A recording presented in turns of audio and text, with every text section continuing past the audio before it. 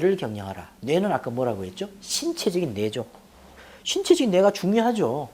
뇌혈관, 뇌세포, 또 혈액을 통한 포도당과 산소의 공급이 뇌세포에 되지 않으면 마음이 아무리 즐겁고 마음이 아무리 평온한들 뇌세포가 죽어버리면 어떻게 되죠? 치매가 걸리든지 뇌졸중이 걸릴 거 아닙니까? 그러면 하반신 마비도 오고 반신불수가 될 수도 있지 않습니까? 그렇게 되면 또 우리의 인생이 정말 좋지 않게 끝날 수도 있는 겁니다. 그래서 뇌도 잘 경영을 하는 것, 신체적인 뇌의 관리도 철저하게 매년 한 번씩 우리가 정기검진을 하는데 뇌 건강검진도 1년에 한 번씩은 꼭 해야 된다는 말씀을 이 자리를 빌어서 드리고 싶습니다. 우리의 몸도 중요하지만 뇌가 얼마나 중요합니까? 뇌는 가장 중요한 장기이자 기관이지 않습니까? 우리 몸의 에너지의 20%를 쓰는 게 바로 뇌입니다. 밥을 5공기를 먹으면 한 공기가 올곧이 뇌로 갑니다.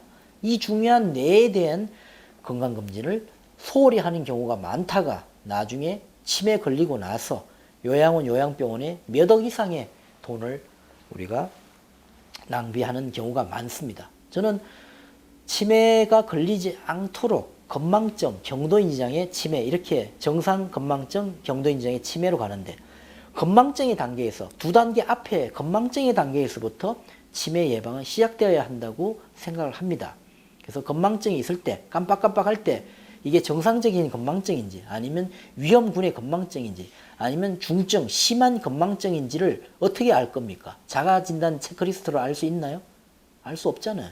아니면 뭐 옆에 누구 엄마도 그렇고 누구 엄마도 그렇고 저 사람들 거리니 나도 건망증이다. 그렇게 추측성으로 낙관적인 편견으로 건망증을 치부하다가 경도인지장애를 걸쳐서 치매 환자 걸려서 오는 분들이 저희 병원에 매일 오고 계십니다.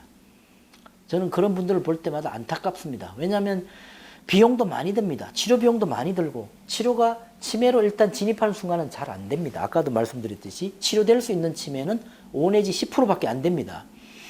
그런데 그 5 내지 10%의 가능성을 가지고 몇 년씩 치료를 하는 분도 계십니다. 그분들이 건망증 단계에서 이런 식으로 치매에 대한 대비 방법을 해서 마음을 잘 관리하고 뇌를 잘 관리하고 몸을 잘 관리했더라면 치매에 걸리지 않고 그 수억이 넘는 돈을 평생 세계 일주를 하면서 여행을 다녀도 좋지 않았겠나 그런 생각을 듭니다. 그리고 마지막으로 역시 몸을 경영해야 됩니다.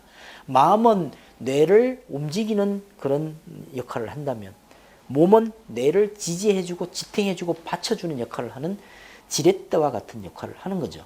그래서 이 몸의 건강이 바탕이 되어야 결국 말초혈관, 팔다리의 말초혈관의 순환장애가 중심혈관인 심장과 뇌로도 연결되어 있기 때문에 도미노처럼 연결되어 있기 때문에 손발의 순환, 손발 수족 냉증, 손발 저림 증세가 자주 나타나는 분들 절대로 방치하시면 안 됩니다. 이런 걸 방치했을 때 혈관이 막혀서 나중에 혈관성 치매로까지 발전할 수가 있기 때문에 우리 몸이 보내는 신호, 사인을 절대로 무시하지 말라 이런 말씀을 드리고 싶습니다. 그래서 의사들이 본인 환자의 몸을 24시간 모니터링 해줄 수 없습니다. 그래서 24시간 모니터링 할 수 있는 사람은 이 지구상에 바로 환자 본인 자신밖에 없습니다. 그래서 환자가 진정한 의사다라는 말이 맞는 말입니다. 그래서 자신의 몸에서 보내는 신호에 항상 주의를 기울여야 합니다. 그래서 좋은 신호는 좋은 신호대로 기울이고 조금이라도 나쁜 신호가 오면 빨리 병원으로 와서 조기 발견하고 조기 치료를 한다면은 치매도 미리 예방을 할 수가 있다고 볼 수 있습니다. 결론적으로 치매는 영혼적인 뇌, 즉 정신적인 뇌와 신체적인 뇌가 모두 손상받은 상태입니다. 그래서 마음과 몸, 즉 정신과 신체적 뇌를 모두 고려하는 그런 치료법과 예방법이 필요하다 이렇게 볼 수 있겠습니다.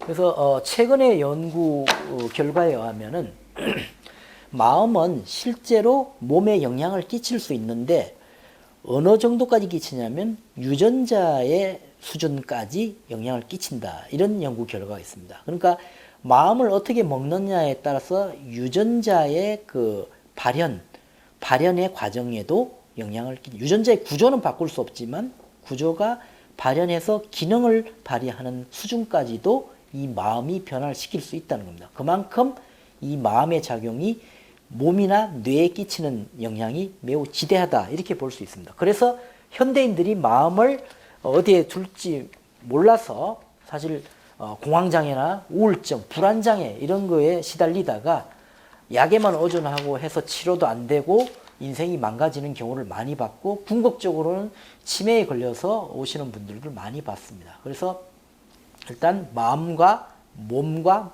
그리고 뇌 이 세 가지의 통합적인 관리와 치료가 필요하고 이 통합적인 관리만이 치매를 근본적으로 예방할 수 있는 핵심적인 열쇠라는 말씀을 꼭 드리고 싶습니다.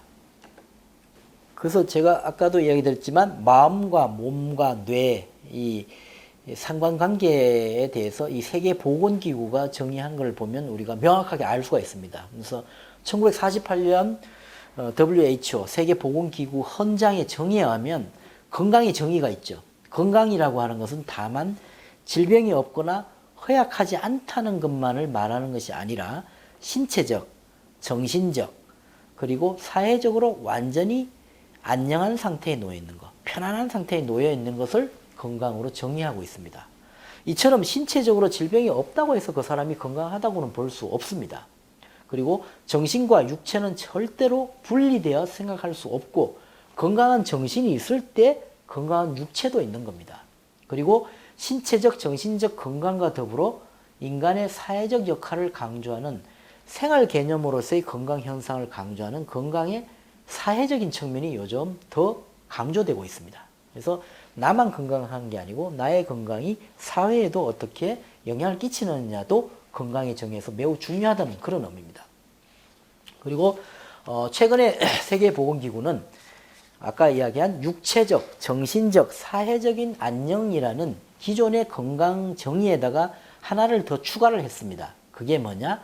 영적인 건강, 그러니까 spiritual well-being이라고 해서 정신적 건강이죠. 정신적으로 건강한 것까지 들어가야, 그러니까 육체적으로도 건강하고 정신적으로 건강하고 사회적으로 건강하고 영적으로도 건강해야, 그러니까 영혼적으로도 건강해야만 진정한 건강이다. 즉 치매 같은 병에 안 걸려야만 건강하다. 이렇게 추가하기로, 영적 건강을 추가하기로 결정을 했습니다. 그래서 육체적, 정신적으로 질병이 없고 원만하게 또 사회생활을 누린다고 해도 영적인 만족, 영혼적인 만족을 얻지 못한다면 이것을 진정한 건강이라고 보기 어렵다고 정의하고 있습니다.